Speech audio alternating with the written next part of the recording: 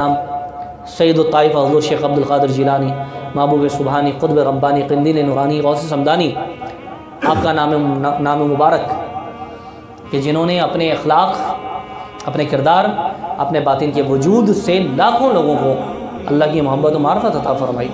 आपको मशहूर वाक़या पता है, आपने बहुत मुक़र्रिरीन से सुना होगा कि शख्स आपके घर में चोरी करने आया, आपने उसके लिए दुआ की।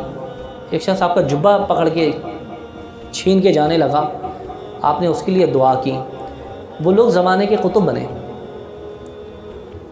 वाक़ये की डिटेल में जाने के बजाय मैं आपको सिर्फ जो बात समझाना चाहता हूँ वो बात ये है कि जो औलिया होते हैं, जो मुत्तक़ीन होते हैं, जो कामिलीन होते हैं, वो बद्दुआ नहीं करते किसी के लिए। उनके दिल से निकली हुई आह नहीं होती बल्कि वो दुआ होती है। ये वो चोर थे जो चोरी करने आए थे, लेकिन ये अल्लाह वालों की अता और मोहब्बत और मार्फत थी कि उन्होंने दुआ करके उस चोर के मुक़द्दर बदल दिया, उसको वक्त का अब्दाल और कुतुब बना दिया।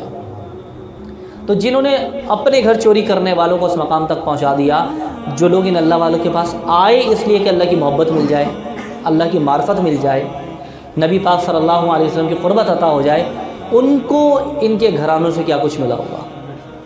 जो चोरी करने आए उनको विलायत, क़ुतबियत और ऊँचे ऊँचे मकामात मिल गए।